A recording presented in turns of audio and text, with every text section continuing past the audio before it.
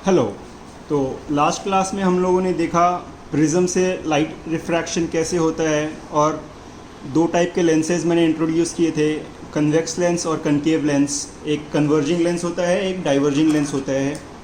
Converging lens हो गया अभिसारी, डाइवर्जिंग हो गया अपसारी लेंस। ठीक है, तो स्टार्ट करते हैं, उसी को आगे कंटिन्यू करते हैं। आज लेंस से रिफ्रैक्शन, आज हम लोग कन्वेक्स लेंस के थ्रू रेखा चित्र बनाना सीखेंगे। तो पहले एक बार लास्ट क्लास का देख लेते हैं, बुक में क्या दिया हुआ है। पेज नंबर 43 में है ये।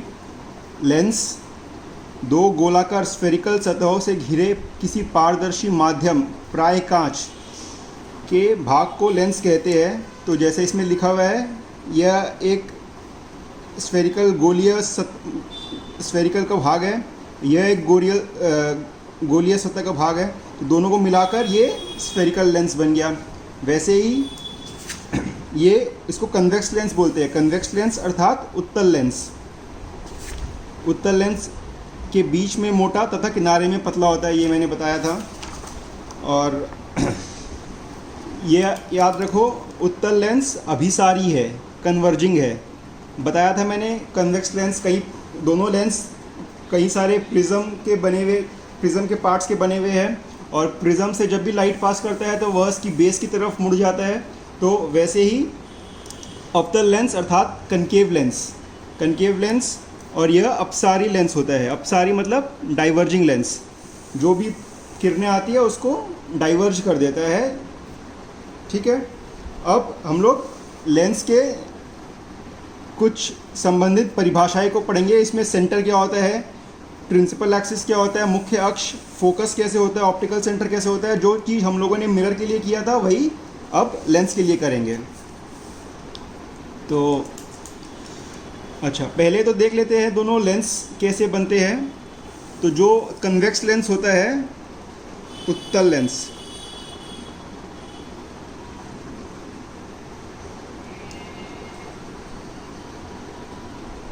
तो ये दो गोलीय सतह है। ये वाले जो पार्ट है दोनों, इसको बोला जाता है कन्वेक्स लेंस। मतलब कन्वेक्स लेंस अगर अपने ऐसे बनाते हैं तो यह एक गोलीय सतह का भाग है, यह भी एक गोलीय सतह का भाग है। ठीक है, ये हुआ कन्वेक्स लेंस या उत्तल लेंस। और कनकेव लेंस क्या होता है? कनकेव लेंस दिखने में ऐसा होता है। तो इसमें क्या होता है, यह एक गोलीय सतह है और यह एक गोलीय पृष्ठ है। तो ये जो जगह है, ये जगह, ये वाले जगह को मतलब मान सकते हो, ये वाला भाग हो गया कनकेव लेंस। इसको बोलते हैं अवतल लेंस। ठीक है, तो ये वाले जो पार्ट है, ये जो सतह है, इसका सेंटर क्या होगा? ये वाला गोले का सेंटर होगा। इसका सेंटर क्या होगा? तो ये वाले गोले का सेंटर होगा इस सरफेस का सेंटर। उसी प्रकार यहाँ पे अगर कनकेव लेंस के लिए देखोगे तो ये जो सतह है, यह इस गोल का भाग है, तो इसका जो सेंटर होगा वही इस सरफेस का सेंटर होगा। और जो ये जो सरफेस है, ये सतह इस गोले का पार्ट है, तो इस सर्कल का जो सेंटर होगा वह इस सरफेस का सेंटर होगा। इसीलिए लेंस में, जैसे मिरर में हमेशा एक ही सेंटर होता था, ये मिरर था। तो मिरर में एक ही सेंटर होता था क्योंकि यह एक ही गोले का भाग है।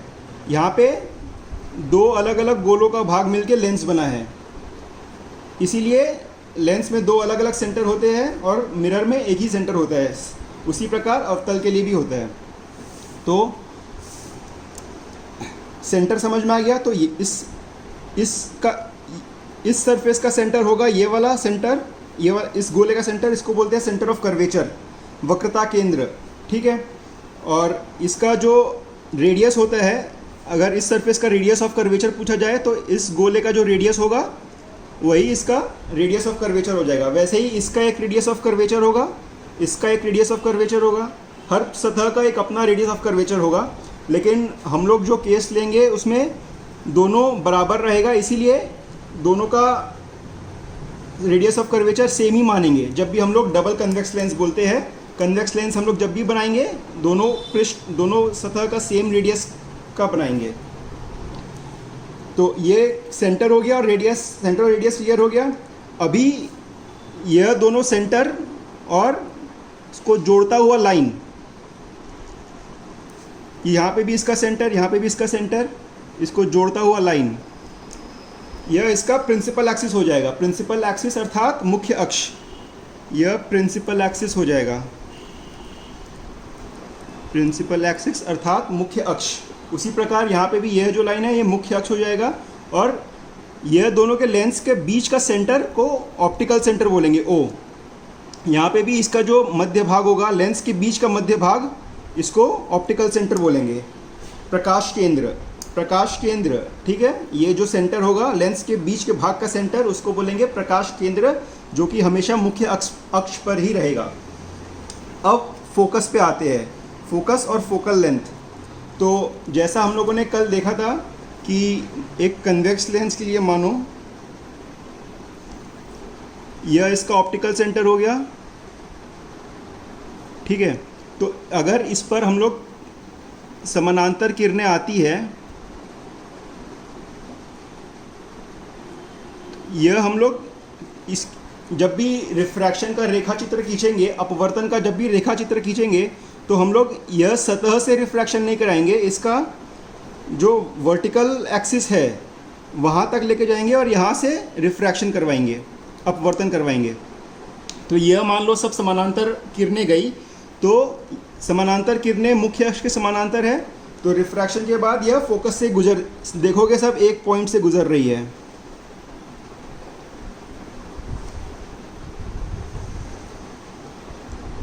यह जो बिंदु है इसको फोकस बोलते हैं, और इसके ऑप्टिकल सेंटर, यह इसका ऑप्टिकल सेंटर हो गया, जो प्रकाश केंद्र मैंने बताया था। यह ऑप्टिकल सेंटर और यह फोकस के बीच में जो दूरी होगी, इसको फोकल लेंथ कहा जाता है, ठीक है। तो ये जो डिस्टेंस OF है, F is the focus, F को फोकस बोलेंगे, प्रिंसिपल फोकस, और जो OF डिस्टेंस है इसको फोकल लेंथ बोलेंगे, फोकल लेंथ अर्थात फोकस की दूरी, ठीक है। यह सारे चीज़ याद रखने के हैं। क्या क्या बताया मैंने? Centre of curvature, radius of curvature, principal axis, focal point और फोकल लेंथ, यह सब कुछ याद रखना। अब रेखा चित्र बनाना सीखेंगे। रेखा चित्र कैसे बनाते हैं? तो जैसे हम लोगों ने दर्पण के लिए बनाया था, गोलीय दर्पण के लिए, वैसे ही लेंस के लिए भी बनेगा। तो इसमें भी 3 नियम है। पहला नियम क्या होगा? मान लो हम लोग उत्तल लेंस से स्टार्ट करते हैं, तो यह एक उत्तल लेंस हो गया, यह इसका प्रिंसिपल एक्सिस हो गया, यहाँ पे इसका प्रकाश केंद्र, ठीक है, यहाँ पे इसका फोकस, ये इस तरफ का भी फोकस, ठीक है। अभी इसका नियम क्या है? जैसे ही उसमें नियम था दर्पण के लिए, वैसे इसमें नियम है। कोई भी वस्तु अगर मुख्य अक्ष के समानांतर किरण जा रही है, तो अपवर्तन के बाद क्या होता है तुम लोग को पता होना चाहिए, वह फोकस से गुजरेगी। तो यह पहला नियम है। समानांतर किरण फोकस के बाद जा रही है, समानांतर किरण अपवर्तन के बाद फोकस से गुजरेगी। दूसरा, जो किरण प्रकाश केंद्र की ओर जा रही है, प्रकाश केंद्र की ओर से गुजरती हुई किरण में कुछ फर्क नहीं पड़ेगा, वह उसी दिशा में जाते रहेगी। तो यह ऐसे जाते रहेगी, ठीक है।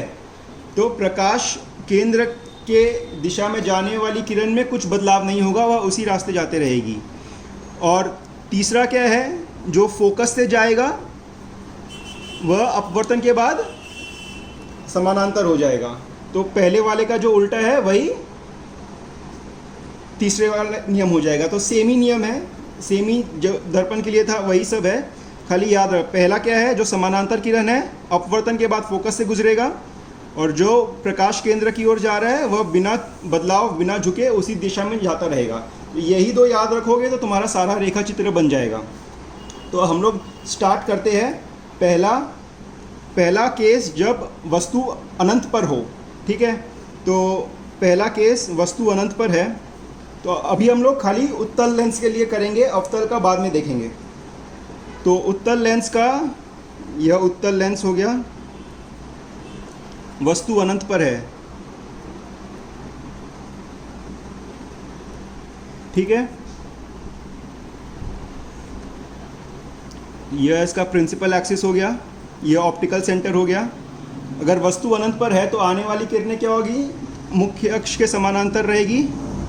तो मान लो यह दो किरणें आई, यह इसका फोकस पॉइंट है, तो क्या होगा, अपवर्तन के बाद वह फोकस से गुजरेगी।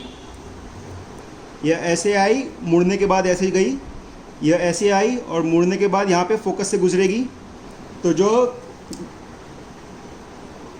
प्रतिबिंब बनेगा वह फोकस पे बनेगा, ठीक है, और बिंदु प्रतिबिंब बनेगा। तो यही याद रखना है, जब भी अनंत से किरणें आएंगी और अगर वो मुख्य अक्ष के समानांतर है तो फोकस पे मिलेंगी, फोकस से गुजरेंगी और बिंदु प्रतिबिंब बनेगा। यह हो गया पहला कंडीशन। अभी दूसरा, मान लो, अच्छा इसमें हम लोग एक और टर्म यूज़ करेंगे 2f। 2f क्या होगा, यह देखो अभी वस्तु क्या है, यह उत्तल लेंस हो गया, यह इसका ऑप्टिकल सेंटर, यह फोकस, यह 2f, इस तरफ भी फोकस और इस तरफ 2f।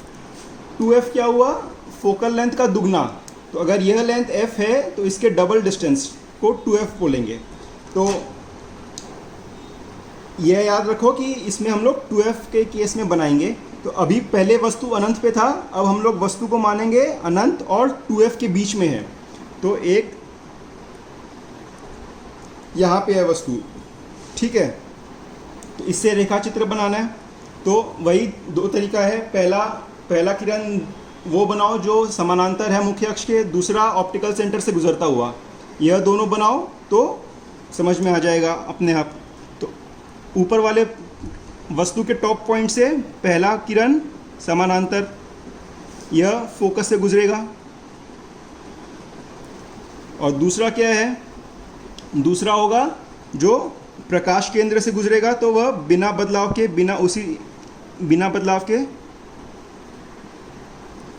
ठीक है। तो यह हो जाएगा, यहाँ पे दोनों इंटरसेक्ट हुआ तो यहाँ पे इसका प्रतिबिंब बन जाएगा। तो यह देखोगे यह उल्टा बना है, ठीक है, इन्वर्टेड इमेज, जो उल्टा इमेज बना है। और यहाँ पे वाकई में जो अपवर्तित किरणें हैं वाकई में यहाँ पे मिल रही है, इसलिए यह वास्तविक प्रतिबिंब है और वस्तु के छोटा बनेगा ये, ठीक है। और f और 2f के बीच में, तो यहाँ पे 2f है, f और 2f के बीच में यह बना है, ठीक है। अभी तीसरा केस,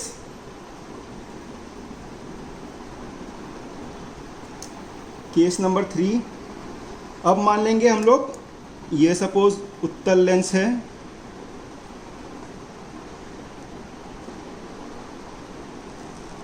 यह इसका ऑप्टिकल सेंटर, यहाँ पे f, ये 2f, यहाँ पे 2f, ठीक है। वस्तु को अब 2f पे, पहले अनंत पे था, फिर अनंत और 2f के बीच में, अभी 2f पे वस्तु को रखेंगे। जब 2f पे रखोगे तो वही पहला किरण समानांतर गुजरेगा यह फोकस से, और दूसरा प्रकाश केंद्र से जाएगा बिना कोई बदलाव के, ठीक है। तो इसका इमेज यहाँ पे बनेगा, ठीक है। तो वैसे ही सब रेखा चित्र अब देखते हैं बुक में क्या बनाया हुआ है।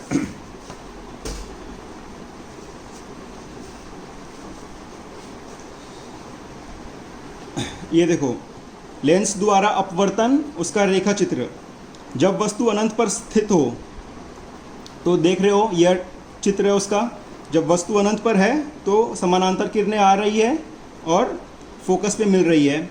जब वस्तु अनंत पर है तो उसका प्रतिबिंब फोकस से थोड़ा नीचे या थोड़ा ऊपर वस्तु से छोटा होता है, वास्तविक होता है और उल्टा बनता है, ठीक है। केस नंबर 2, जब वस्तु अनंत और 2f के बीच में हो, बिटवीन इन्फिनिटी एंड 2f। तो यहाँ पे है देखो 2f यहाँ पे है, तो अनंत और इन्फिनिटी के बीच में है, अनंत और 2f के बीच में है। तो एक पैरेलल किरण फोकस से गुजरता हुआ और एक किरण प्रकाश केंद्र से गुजरता हुआ यहाँ पे इमेज बना। तो वस्तु का प्रतिबिंब f और 2f के बीच वस्तु से छोटा, वास्तविक और उल्टा बनता है। ठीक है। अभी तीसरा केस, जब वस्तु 2f पर स्थित हो, यहाँ देखो वस्तु 2f पर स्थित है, तो वही वापस दो किरणें खींची गई, समानांतर, फोकस से गुजरी, प्रकाश केंद्र से गुजरी। तो यहाँ पे देख रहे वस्तु वो 2f पर ही बना है। तो इस स्थिति में वस्तु का प्रतिबिंब वस्तु के विपरीत 2f दूरी पर वस्तु के बराबर, वास्तविक तथा उल्टा बनता है। ठीक है। और नंबर 4, 3 केस देखा आप। चौथा केस क्या है? जब वस्तु फोकस तथा मतलब f और 2f के बीच में हो, पहले अनंत पे, फिर अनंत और 2f के बीच में, फिर 2f पे, अब चौथा केस हो गया f और 2f के बीच में। तो ये चित्र देखो, f और 2f के बीच में है, तो एक समानांतर किरण फोकस से गुजरा और यह प्रकाश केंद्र से। तो इसमें दिख रहा है काफ़ी उल्टा बना है, लेकिन काफ़ी बड़ा बना है। तो वह 2f और अनंत के बीच में, जब वस्तु फोकस तथा फोकस दूरी से दुगनी दूरी पर के बीच स्थित हो, तो उसका प्रतिबिंब अनंत और 2f के बीच वस्तु से बड़ा और उल्टा बनता है तथा वास्तविक होता है। यह प्रतिबिंब वास्तविक होता है। ठीक है। ये हो गया चौथा केस। पांचवा केस क्या है? जब वस्तु फोकस पर हो। जब वस्तु फोकस पर हो तो देखो क्या हुआ। अभी फोकस पर है वस्तु, तो एक जाएगा पैरेलल, ये फोकस से जाएगा, और दूसरा ऑप्टिकल सेंटर से जाएगा। तो यह दोनों देखोगे समानांतर, आपस में कहीं कभी नहीं मिलेंगे, ये अनंत पे जाके मिलेंगे। ठीक है। तो इसीलिए जब फोकस पर है, जब वस्तु लेंस के फोकस पर रखी जाती है, उसका प्रतिबिंब अनंत पर बनता है। यह प्रतिबिंब वस्तु की अपेक्षा से बहुत बड़ा और उल्टा यह वास्तविक प्रतिबिंब होता है। ठीक है। ये पांचवा केस। और आखिरी केस, जब वस्तु फोकस और प्रकाश केंद्र के बीच में हो, when object is between focus and optical centre. ये केस देखो, फोकस और ऑप्टिकल सेंटर के बीच में है, तो एक पैरेलल किरण फोकस से गुजरा और ऑप्टिकल सेंटर से गुजरता हुआ। तो यह दोनों जैसे जैसे दूर जा रहा है, यहाँ पे दूर हो रहे हैं, तो इस तरफ नहीं मिलेंगे। इनको अगर हम लोग पीछे लेके जाएंगे तो देख रहे हैं यहाँ पे ये लोग, ऐसा प्रतीत होगा कि इस पॉइंट से दोनों किरणें आ रही है, तो इसीलिए इमेज यहाँ बनेगा। तो यह ऐसा आभास हो रहा है हमें, इसीलिए यह काल्पनिक प्रतिबिंब होगा, यह वास्तविक प्रतिबिंब नहीं होगा, आभासी प्रतिबिंब है ये। ठीक है। ऐसा वर्चुअल इमेज बोलते हैं इसको। तो ये देखो, जब वस्तु फोकस और प्रकाश केंद्र के बीच में रखा जाता है, तब वस्तु का प्रतिबिंब लेंस के उसी ओर बनता है जहाँ पर वस्तु होती है। यह प्रतिबिंब काल्पनिक है, सीधा तथा वस्तु से बड़ा होता है। तो उत्तल लेंस से यह सारे रेखाचित्र होते हैं। इसको तुम लोग अपने हाथ से बना के प्रैक्टिस करोगे तो अच्छा से याद हो जाएगा। जिस तरह अवतल दर्पण के लिए हुआ था, वैसे ही देखोगे उत्तल लेंस के लिए हो रहा है। ठीक है। अवतल लेंस से हम लोग नेक्स्ट क्लास में देखेंगे। Thank you.